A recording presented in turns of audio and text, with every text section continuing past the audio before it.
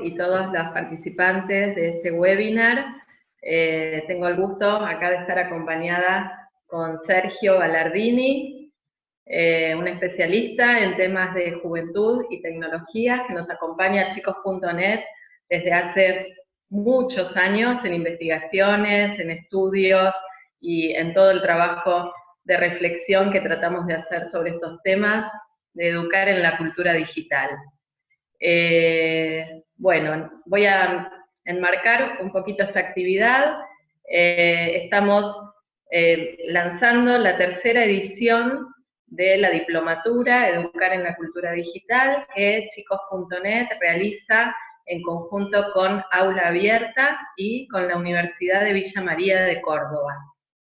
Es la tercera edición, como les decía, es una diplomatura 100% online que comienza nuevamente el 21 de septiembre y consta de 10 módulos durante 10 semanas. Trabajamos todos los temas que tienen que ver con la construcción de la ciudadanía digital, con los niños, niñas, adolescentes y jóvenes, pasando por todos los temas que tienen que ver con los entornos digitales y nuestro rol como educadores en ese acompañamiento que necesitan los chicos y los adolescentes para poder aprovechar al máximo las oportunidades también de las tecnologías. Por eso este webinar está dedicado a eso.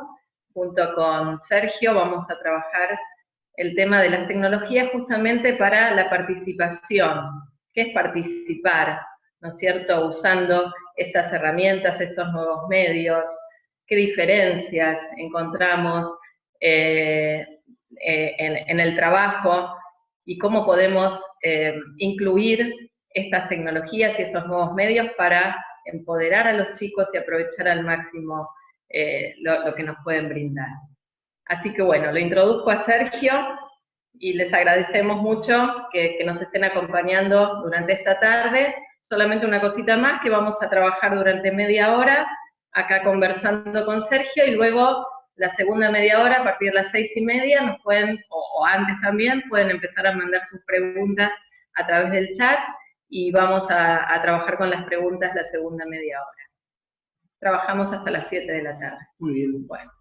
Bueno, gracias Andrea, gracias al equipo de Chicos.net, una vez más, muy contento de poder estar haciendo algo junto a ustedes. Y por lo que contaste, me gustó mucho el tema del curso, así que probablemente me anote.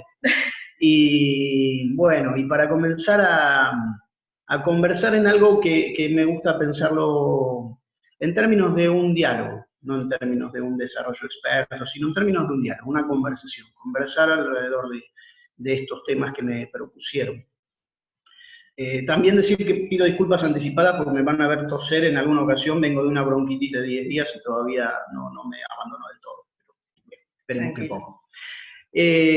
Bueno, una de las cuestiones que a mí me parecía interesante poner en la base de la conversación, que si vamos a discutir juntando y asociando términos como jóvenes, tecnología, participación, de algún modo tenemos que pensar cada uno de esos términos, ¿sí?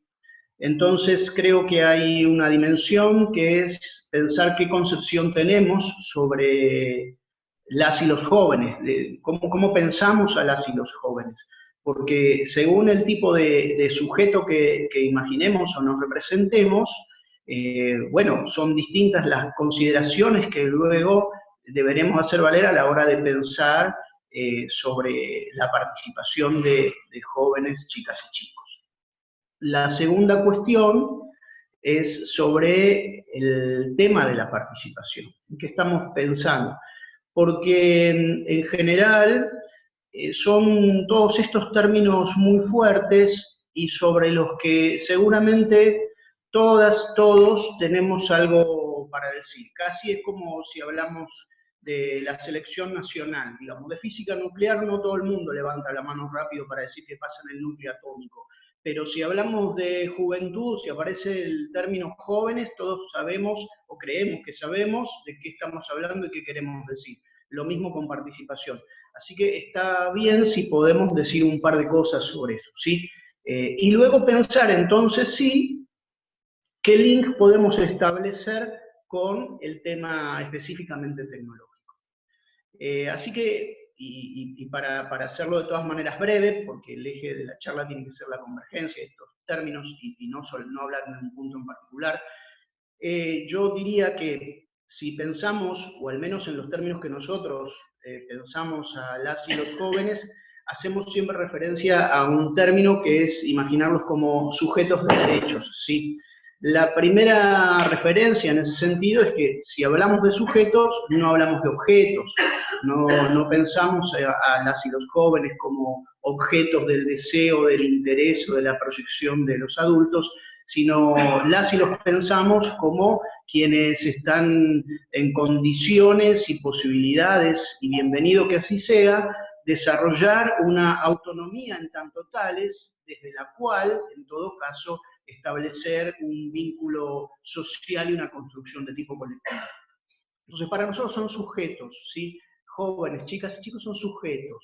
En segundo lugar, de derechos. Eso quiere decir que tienen toda una serie de derechos que la sociedad y el Estado debería garantizarles. Ya sabemos que esto está lejos de ser así, pero en todo caso es la perspectiva del horizonte que nos proponemos, y al mismo tiempo, cuando uno piensa en derechos, dice, entre los principales derechos está, bueno, siempre decimos, ¿no?, el derecho a tener derechos, pero uno muy importante, que es en buena medida también hace soporte de los demás, es el derecho a la participación, y dentro de la participación también aparecerá, bueno, el reclamo por la sostenibilidad de los derechos, ¿sí? Y la otra cuestión, que cuando pensamos a jóvenes, lo pensamos en el marco de una sociedad mayor. Y en ese caso también diríamos que estamos pensando en una sociedad solidaria, una sociedad equitativa, una sociedad de derechos, ¿sí? Para todas, para todos, más allá de las edades, géneros y demás. Entonces, pensamos desde este punto de vista, ¿sí? Y desde allí vamos a tener que representarnos qué significa participar, o la participación de jóvenes, de adolescentes o de niñas y niños en un proceso de construcción de una sociedad y construcción de sus presentes y futuros. Cuando pensamos en estos términos, entonces vamos a imaginar que participar se relaciona a la posibilidad de ser parte gradualmente, dosificadamente, y en función de las condiciones y etapas de la vida, de la toma de decisiones, de los procesos de tomas de decisiones, ¿sí?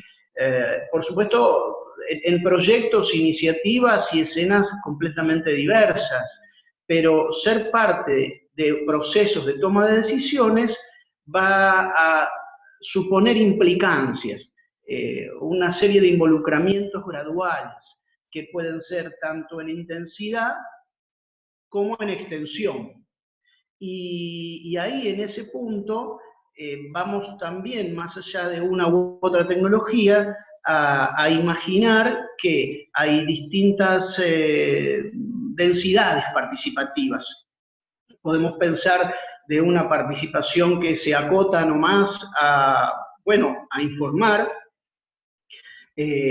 otra que puede ser más vinculada a un debate alrededor de ciertos términos, o desde las posibilidades de informar y opinar, avanzar más allá de la consulta hacia la posibilidad de la ejecución compartida, ser parte del llevar adelante ciertos proyectos, ¿sí? Ser parte del hacer mismo en proyectos que, por involucrarte, uno los define como participativos.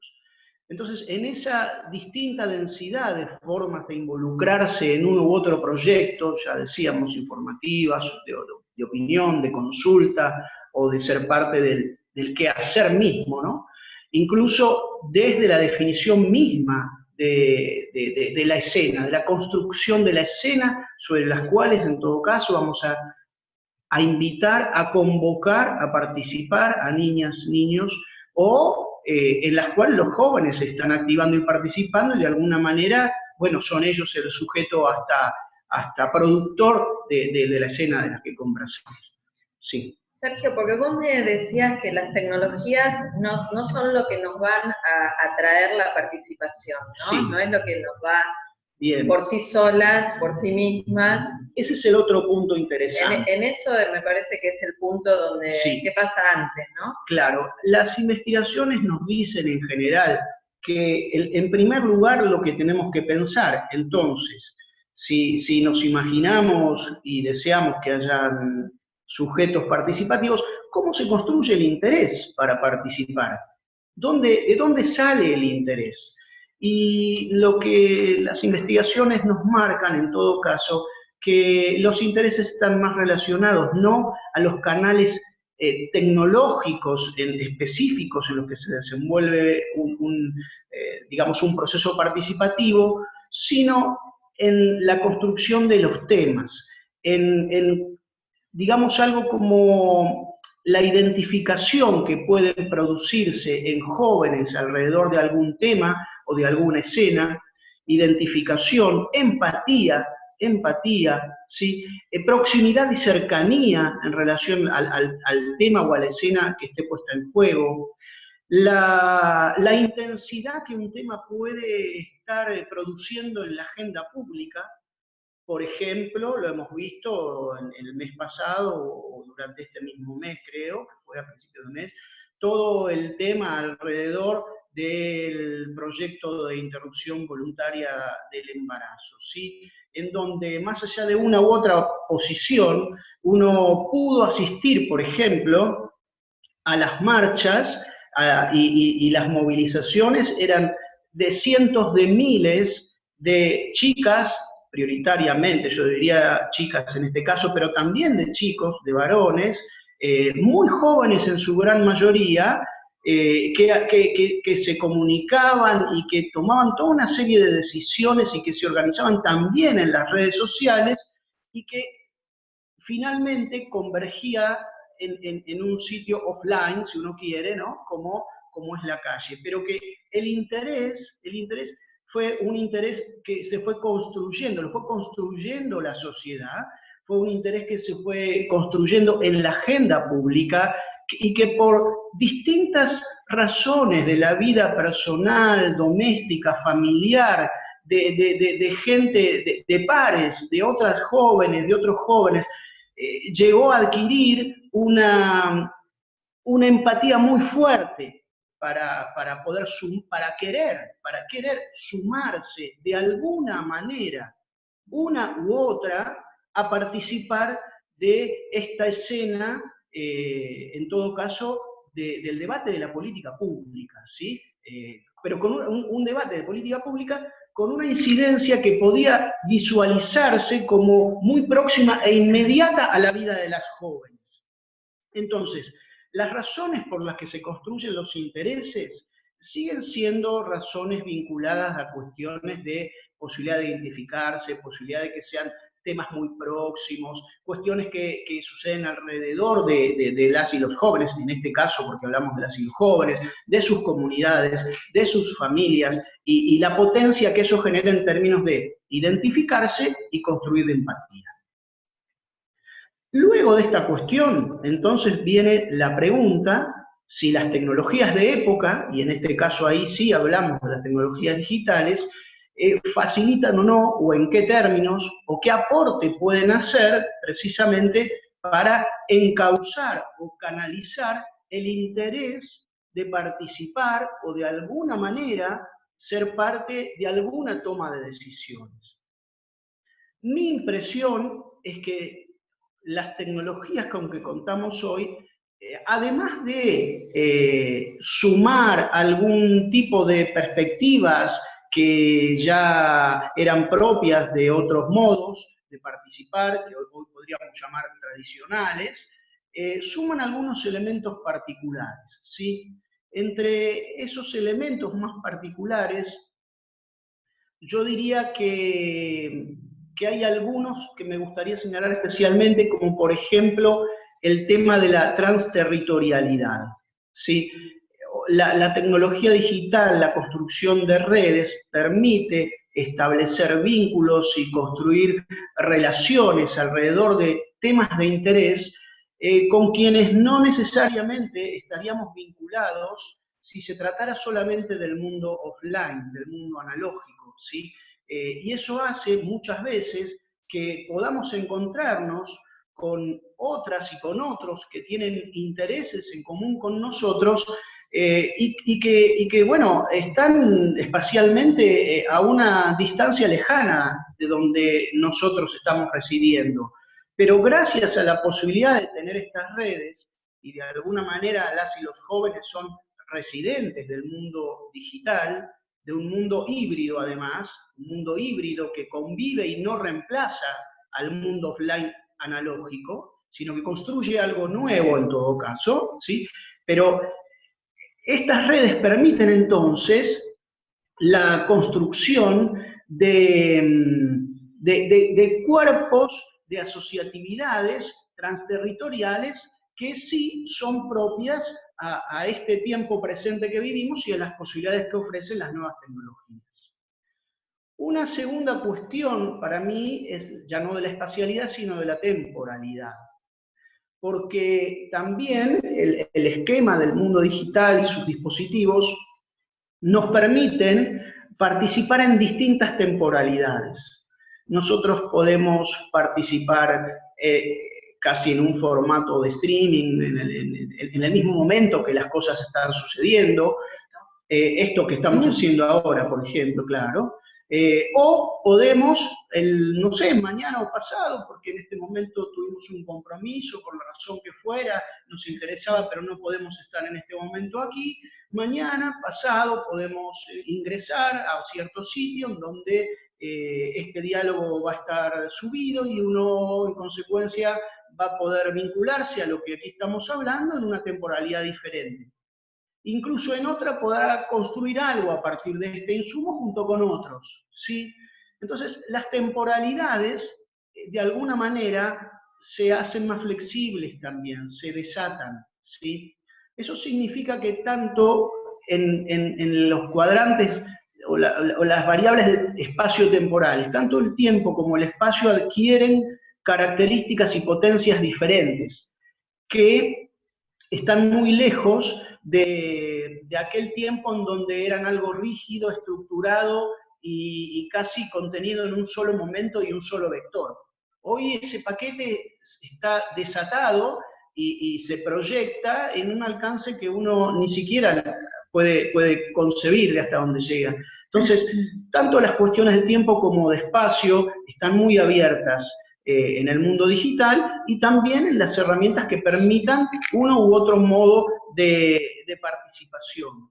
Otra cuestión que me parece importante es que facilita un grado de interactividad alto. Facilita, pero no exige.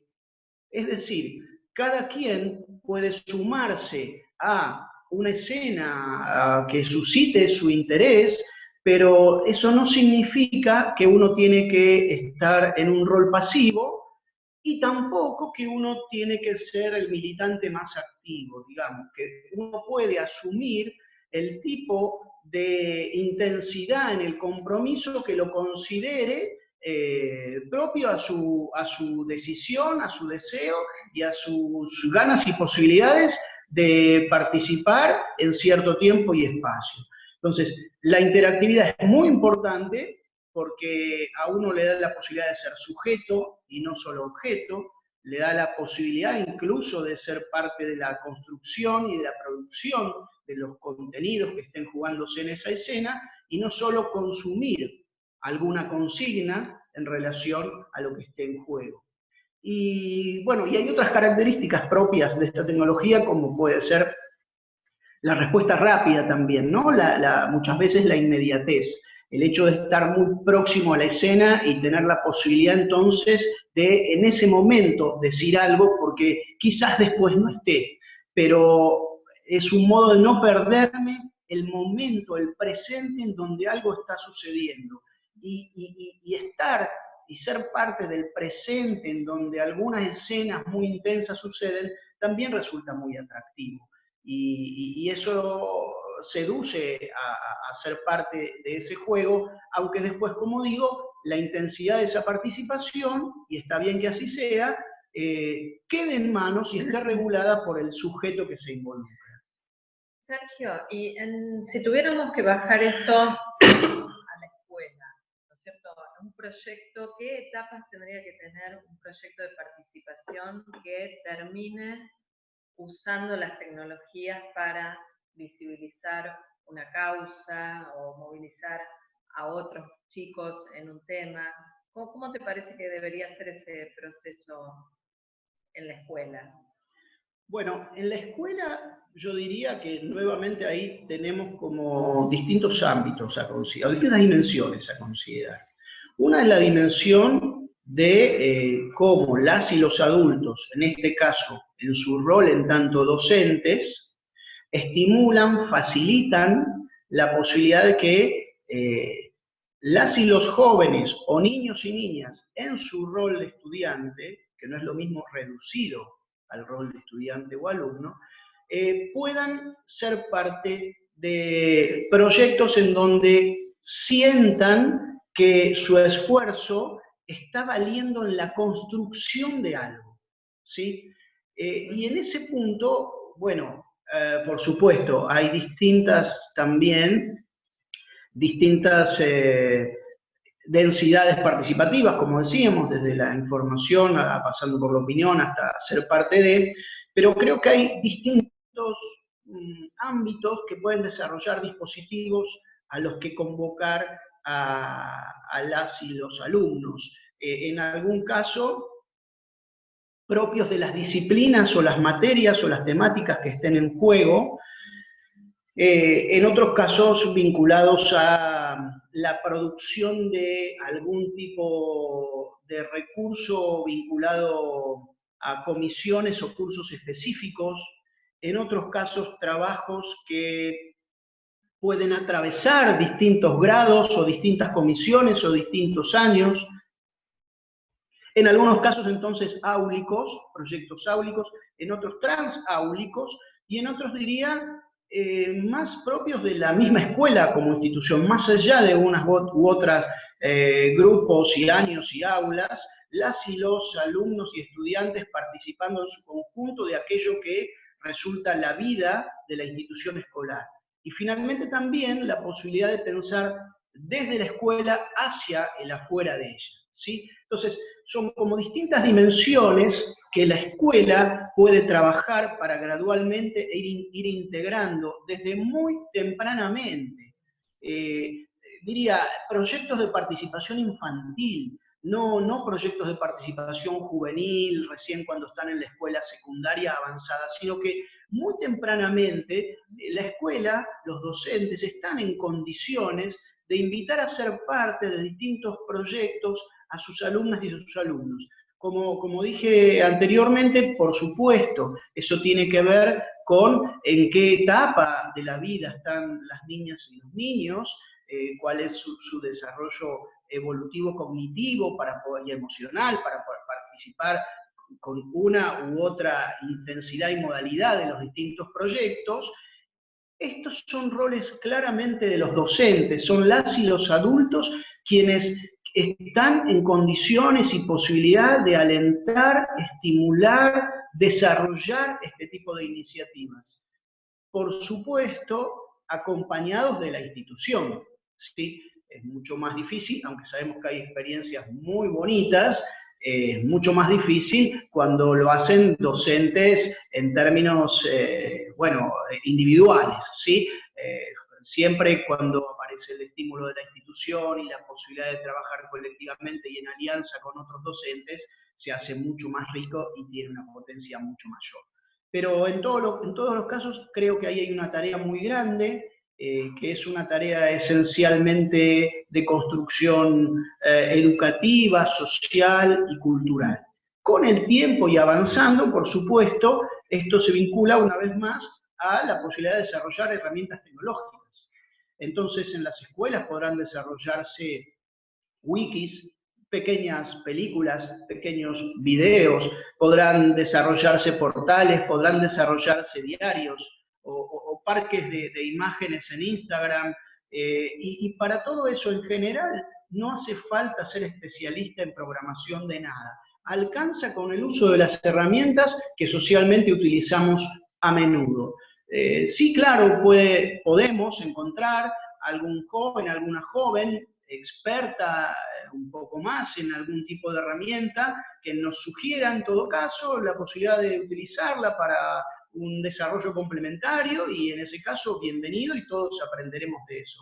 Pero no hay que tener en todo caso una expertise y competencias muy especiales y desarrolladas sobre la tecnología para poder avanzar en el desarrollo de una cantidad muy variada de canales participativos utilizando los medios que ya tenemos, ¿no? Y me refiero a las redes sociales que todos conocemos, y me refiero a los blogs y a las wikis, y a Instagram y todo lo que a menudo utilizan los jóvenes y ya buena parte de los adultos también. Qué importante saber justamente cuáles son esos canales que ellos más usan, porque si quieren llegar a sus pares, tiene que ser a través de esos canales, ¿no? Los que ellos usan, que no son siempre los mismos que usamos nosotros los adultos. Desde luego, esto tiene que ver en todo caso cómo uno establece un diálogo participativo auténtico con las niñas y los niños, porque eso es lo que nos permite saber, por ejemplo, que el mail es una cosa de los adultos, no es una cosa de adolescentes. No existe en el mundo de los adolescentes. Pero algo parecido sucede si uno mira hoy día Twitter Twitter y Facebook, que están cada vez menos allí adolescentes, no, niños y jóvenes, niños y niñas, ni que hablar. Entonces uno tiene que ver, bueno, cuáles son estos lugares en donde están entre pares.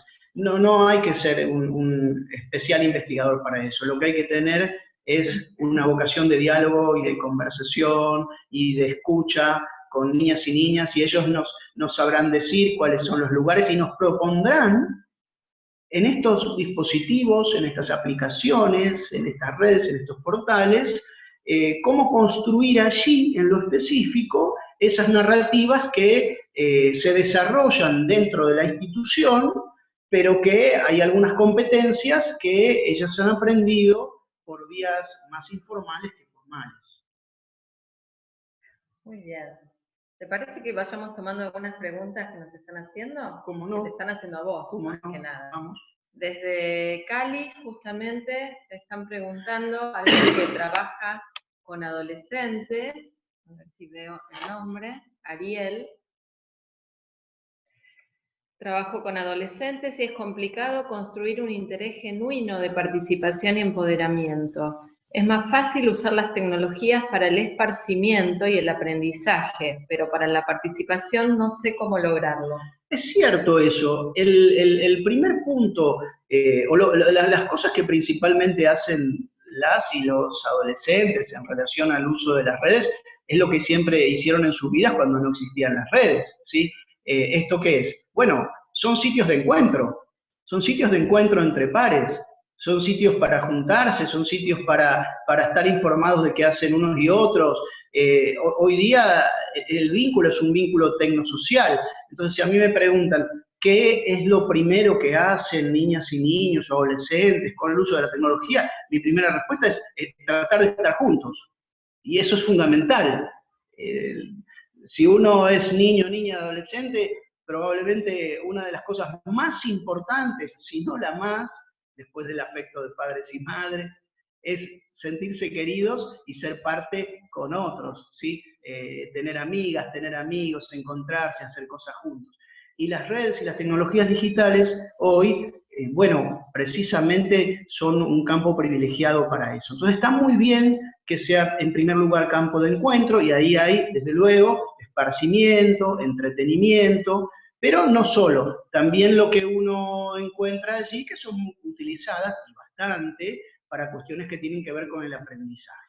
En cuanto a la participación, sí, desde luego, la participación no es la primera actividad que está a la orden del día, desde luego. De todas maneras, si a mí alguien me preguntara qué hacer en relación a eso, yo diría, la participación es algo que se construye en función de un tiempo. No hay participación, no existe la píldora de la participación. No es algo que uno pueda producirlo por un interés adulto en todo caso, ¿sí? Hay que ir construyendo un cierto entorno de diálogo conversacional, ir descubriendo, por supuesto no hay otro modo que no sea junto con las adolescentes, cuáles son sus intereses, comenzar a ver si a partir de esos intereses desarrollan algún tipo de intenciones de poder producir contenido alrededor de esos intereses y usar las tecnologías de que disponen a mano para poder hacerlo, acompañarlos en esa labor, ¿sí? Y en la medida que uno va encontrando intereses y dialogando con ellos, va a poder ir labrando, probablemente, otro tipo de diálogos y conversaciones. Pero desde luego hay algo que siempre hay que pensar, y es que las y los jóvenes son parte de una sociedad y que difícilmente lo podamos imaginarnos por fuera de ella. Es decir, si la sociedad ve en buenos términos la participación, el compromiso, el ser parte en toma de decisiones, ahí ya hay buena parte del partido jugado, porque niñas y niños son parte de una sociedad que valoran esto. De no ser así y de ser cuestionada o de vivir en tiempos en donde la participación está desalentada o hay cierta indiferencia, siempre nos va a costar más. Pero a mi modo de ver, es imposible, digamos que los adultos podemos inspirar algunas cosas, pero son los intereses de las y los jóvenes que tenemos que buscar cómo nosotros podemos descubrirlos en su mirada, cómo aparecen en ellos, cómo nos hablan de esos intereses para después poder trabajar cualquier fórmula participativa que sea a partir de esos descubrimientos. Justamente acá hay una de las preguntas que es en lo personal. Mi pregunta es, ¿cómo usar esto para que ellos o ellas se abran más con los adultos en el colegio? Eso lo pregunta Janet. Bueno, miren, yo les voy a decir que tuve la suerte en Argentina de recorrer el país extenso de norte a sur y de este a oeste.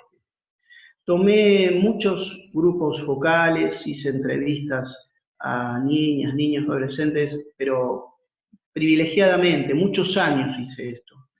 Si alguien me dijera, ¿qué es lo que más escuchaste? ¿Cuál es lo que te dijeron siempre y en todos los casos? ¿O lo más intenso? ¿O lo primero? Siempre me dijeron, no nos escuchan los adultos, no nos tienen en cuenta, no nos tienen en consideración. Nos llaman cuando a ellos les interesa algo, pero después hacen lo que quieren, ¿sí? En términos de los que discutimos juventud, decimos que esa es una posición adultocéntrica.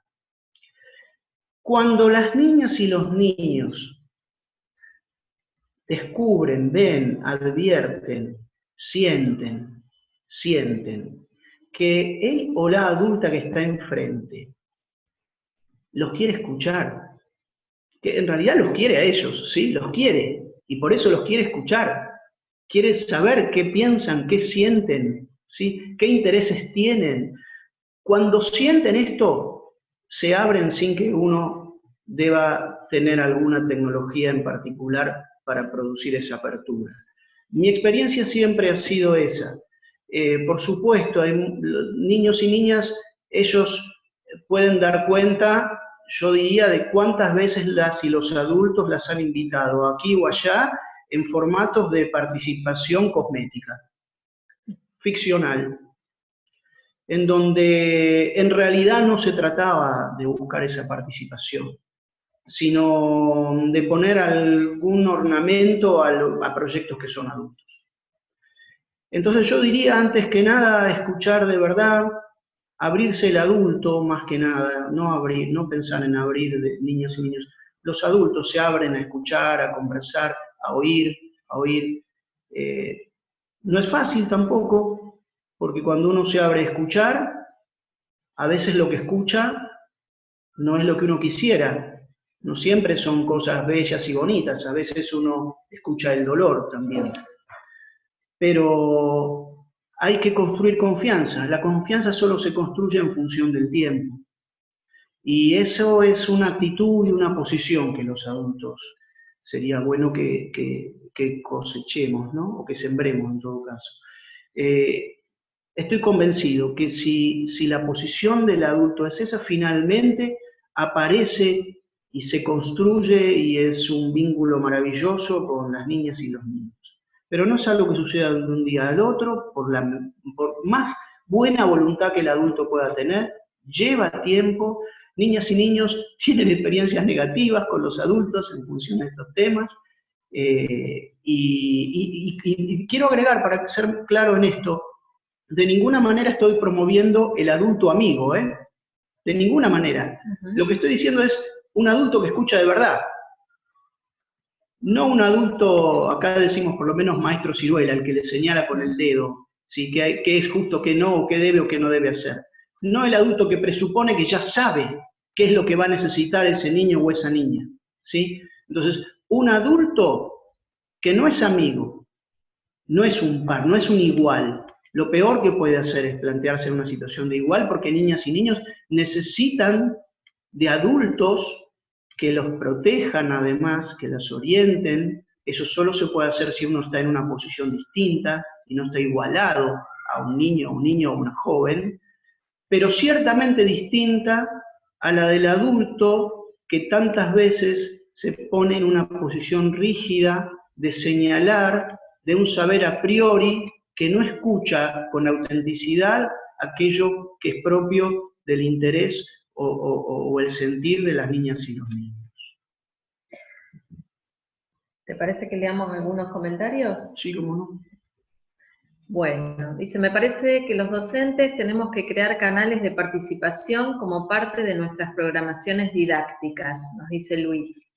Nos corresponde incluir en los recursos de aprendizaje la participación en redes como Facebook y WhatsApp en torno a temas sociales afines a los propósitos educativos. Alguien pregunta, Inés, dice, ¿este tipo de educación qué edades deben tener los alumnos para aprovechar al máximo esto? Bueno, diría dos cosas. Sobre el comentario anterior, no podría estar más de acuerdo, ¿sí? Por supuesto, tenemos que integrar a la acción áulica, ¿sí? Pero voy más allá, no solo en un aula, sino podemos armar proyectos entre distintos años. Si fuera un secundario, podemos armar proyectos desde primero a quinto año en relación a algún tema, en donde distintos grupos de una u otra comisión se encargan de una u otra cosa, que terminan por ser proyectos de la escuela, y muchas veces es hacia el interior, es decir, formativo, pero muchas veces hacia afuera, ¿sí? Construimos hacia la sociedad. Y por ejemplo, en ciudades en donde hay muchos migrantes o desplazados, ahí hay trabajos interesantísimos que hacer en relación a las historias y las familias, pero también en la producción de nuevos saberes y conocimientos, ¿sí? Entonces, hay tanto que se puede hacer, pero depende en primer lugar de la decisión de las y los adultos y las instituciones, porque finalmente hay algo que aquí nunca nombramos, pero es la relación de poder. Y en esa relación de poder, los jóvenes, los adolescentes, las niñas y niños tienen un lugar subordinado en relación a los adultos.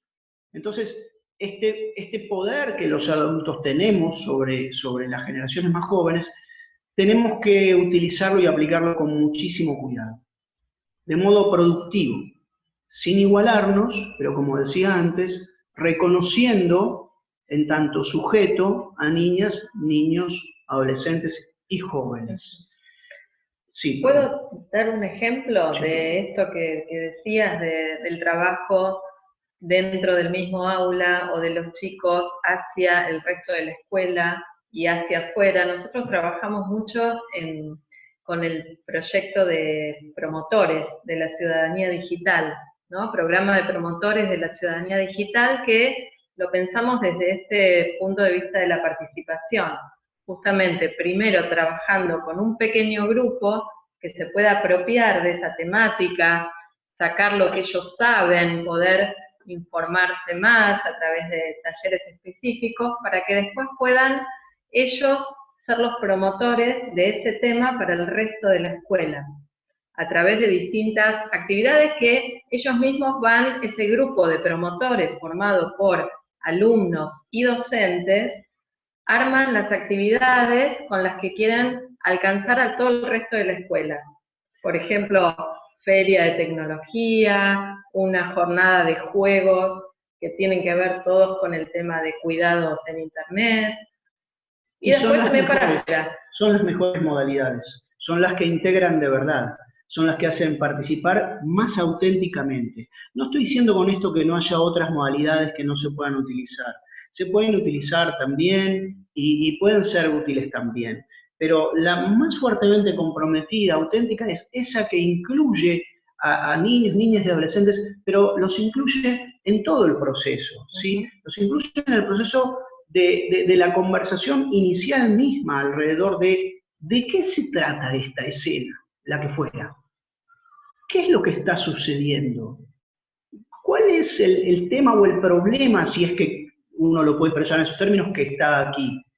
Entonces, desde ese momento inicial, incluir la palabra de niñas, niños y adolescentes, ¿sí? No quiero volver a insistir en que el adulto tiene un rol especial en esto, pero tiene que ser un rol con muchísimo cuidado, de orientar, acompañar, cuidar, de muchísimo cuidado, pero al mismo tiempo no debe ser adultocéntrico, y debe escuchar y tener en cuenta en serio aquellas cuestiones que niñas y niños plantean. Y cuando niñas y niños se dan cuenta, que han sido tenidos en cuenta, que han sido escuchados, que han sido considerados, el salto cualitativo tiene una velocidad que no imaginamos en el compromiso de ellos. Muy bueno. Acá Diana dice justamente, la participación empieza por el reconocimiento. Por supuesto, por supuesto. Después se fortalece la identidad colectiva y posteriormente se inicia un proceso para llegar a la implicación. Nunca mejor planteado. Muy bien.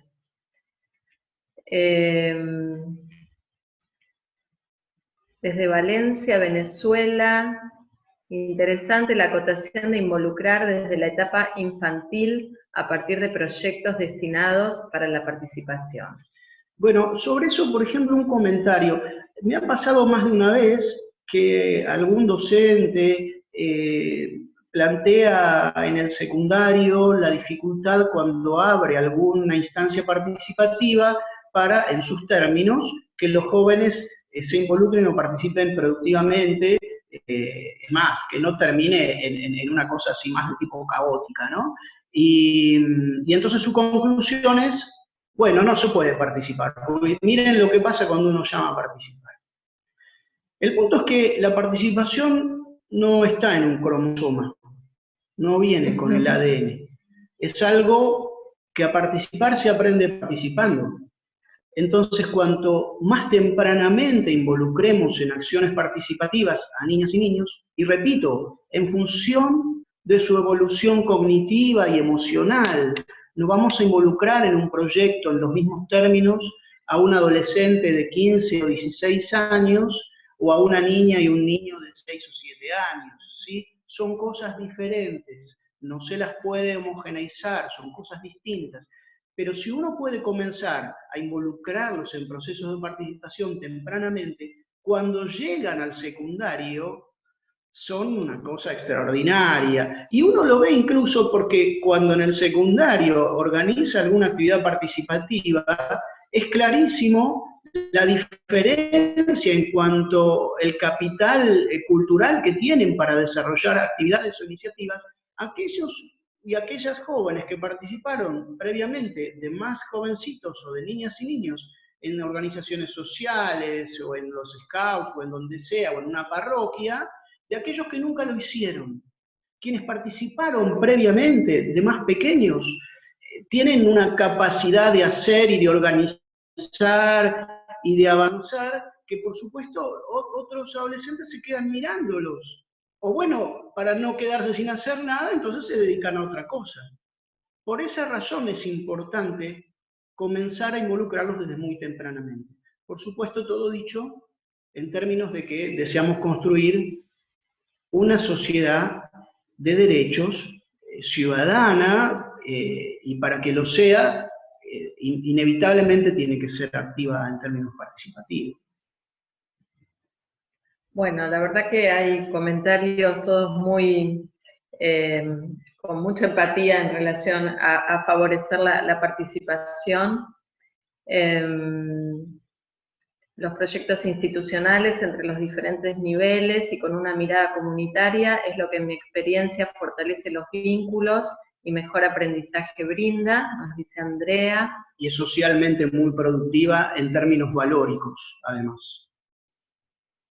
La interacción es significativa entre todos los sujetos involucrados a fin de crear estructuras cada vez más intensas de interacción y dentro de las cuales se dan los procesos sintéticos y complementarios.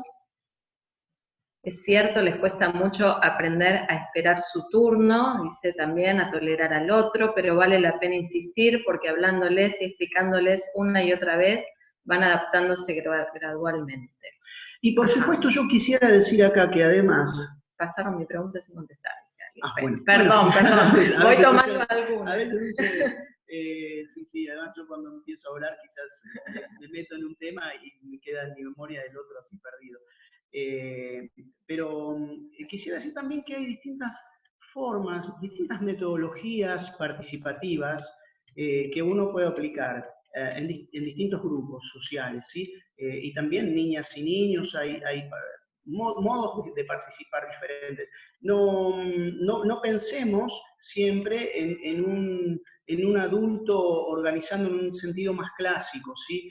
Creo que también sería muy útil que las y los docentes pudieran acceder a información y formación alrededor del concepto de metodologías participativas, que van mucho más allá de algún tipo de práctica pedagógica más frecuente a la institución escolar.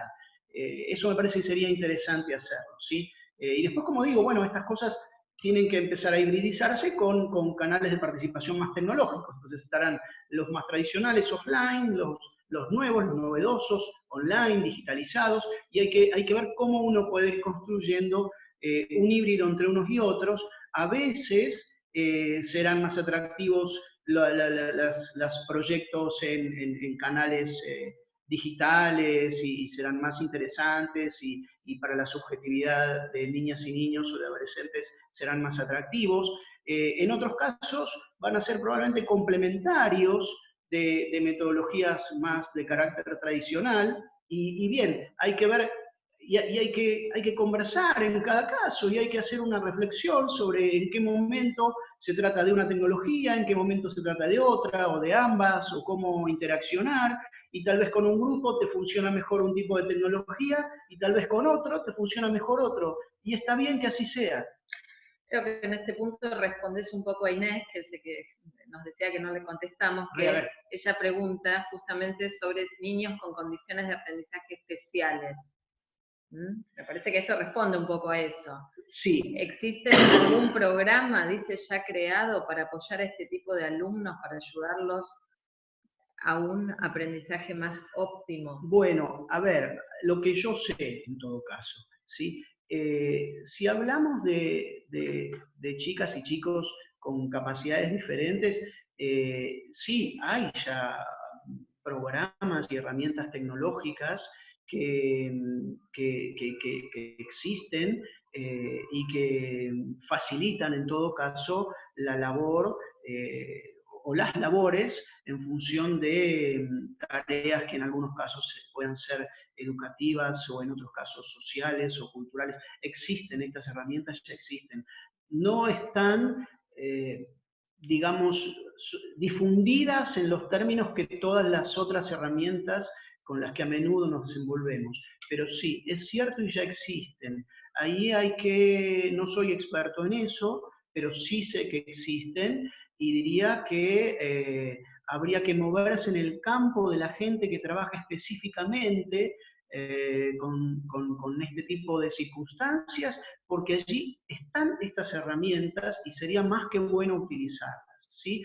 Esto sobre una cuestión. Ahora, hago un comentario que quizás es marginal, pero que me hace pensar también otro tipo de situaciones, a veces con adolescentes o niños y niñas, de los que se dice tienen déficit de atención. El reflejo en general es medicalizar esas circunstancias.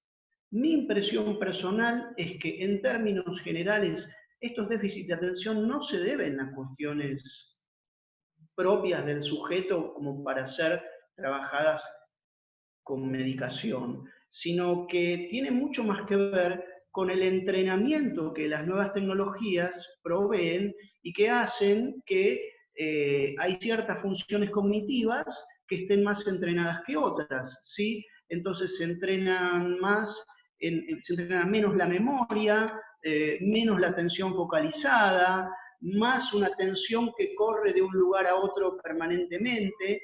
Y, por ejemplo, hay quienes entonces, en lugar de hablar de déficit de atención, en algunos casos hablan de un nuevo modo de la atención que han definido como atención distribuida.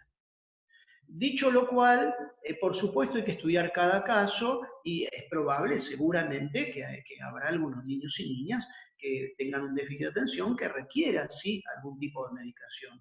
Pero tengo para mí que primero hay que tener una evaluación muy clara en ese sentido y hay que tomar distancia de las respuestas rápidas y hay que saber que estas tecnologías, cuando desde muy pequeños chicos o chicas están intensamente vinculados a ellas, donde podríamos decir viven con la pantalla en la mano, bueno, es probable que desarrollen algún tipo de entrenamiento cognitivo que haga que puedan desarrollar mejor algunas actividades cognitivas que otras, ¿no?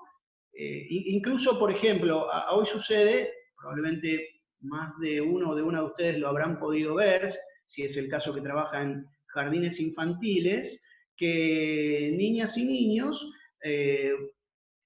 tienen en muchos casos una motricidad fina bastante desarrollada, a diferencia de años pasados. Y eso es por cómo manejan las herramientas tecnológicas, las pantallas, las tablets, los celulares. Y sin embargo, cuando se levantan de la mesa, se tropiezan con la silla, la mesa, se caen con esto, con lo otro. Es decir, pareciera que han desarrollado o están desarrollando con más lentitud sus motricidades gruesas y más rápidamente su motricidad fina, a diferencia de lo que sucedía hace 20 años atrás. Esto no es nada gravoso, no es nada especialmente relevante, pero por supuesto tiene que aclararnos que estamos viviendo en una escena distinta y entonces uno deberá reevaluar si las actividades para desarrollar la motricidad fina deberán ser las mismas que se venían haciendo, o si con la misma o menor intensidad, o si tendrá que desarrollar más algunas actividades físicas para que desarrollen cierta motricidad gruesa que antes se obtenía cuando los chicos estaban no todo el tiempo con las pantallas, sino especialmente los varones en este caso, jugando al fútbol en la esquina. Muy bueno. Acá hay alguien que acota sobre el tema también de necesidades especiales, dice también pensar desde el diseño universal del aprendizaje que elimina barreras para la participación y no marca a quien tiene una discapacidad. La discapacidad está en la propuesta, no en el sujeto. Ojalá así fuera y tuviéramos una pedagogía y unas instituciones en general en su modo organizacional mucho más inclusivo. Ojalá así fuera. Bueno, hay muchas preguntas y comentarios. Saludamos desde acá gente de Costa Rica, de Venezuela, de todo el interior de Argentina, de Córdoba, de Posadas, de Puerto Madryn, Leones, a ver aquí anoté algunos, Buenos Aires, Tucumán, La Plata, Jujuy, Morón, Paraná. Bueno, les agradecemos mucho que estén participando de este espacio. Vamos a tomar una pregunta más. Vamos, vamos. Y además me las llevo después. Sí, nos llevamos muy todo. interesantes. Analía Morra dice, estoy diseñando un proyecto en el cual agrupar por intereses o causas en común y promover la participación para luego medir interacciones y acciones en las redes sociales. ¿Crees que debo considerar algún riesgo en particular que debo cuidar como moderadora y guía de este proyecto? ¿Qué probabilidad hay que sus interacciones en las redes sean negativas? Como en la vida, también, ¿no? Sí, sí, por eso, ahí como en la vida. Hay que estar atento. Ahí yo diría que más que la diferencia que uno puede encontrar en lo que aporte las nuevas tecnologías, que como decíamos, en algún caso tiene que ver con la especialidad, la transterritorialidad y otro tipo de características, creo que hay que estar siempre muy, muy atento. Hay que estar atento, hay que escuchar, hay que prestar atención a aquello que niñas, niños y adolescentes nos dicen, y, como decimos tantas veces aquí en Chicosnet, no olvidar en definitiva que todo esto que sucede y en la sociedad finalmente tiene relación con aquello que siempre nombramos, ¿no? Y es las cuestiones principales con las que enseñamos a nuestras hijas y nuestros hijos, y que tiene que ver con toda una serie de valores humanísticos que los vamos a seguir sosteniendo, más allá de que las tecnologías del tiempo que nos toquen sean unas o sean otras. Entonces, claro, cuando uno habilita participación, uno habilita escucha. Y cuando uno habilita escucha, aparecen muchas cosas. A veces algunas que uno no convocó, pero sin embargo aparecen. Me ha sucedido en más de una ocasión. Y uno allí no puede decir, ah, bueno, no, eso no lo quiero escuchar porque no pertenece al proyecto, no tiene que ver con los objetivos de lo que estamos realizando. No, no, porque antes que nada uno está trabajando con niñas y niños, ¿sí? Entonces lo primero que uno tiene que hacer es saber que construyen un entorno protegido. Y cuando allí uno presta atención, en el caso de que aparezca alguna cuestión que nos produzca cierta sensación de que allí hay algo negativo o riesgoso, tenemos que hacernos presente y buscar el mejor modo de realizar la intervención que consideremos más productiva posible, pero no dejarla pasar.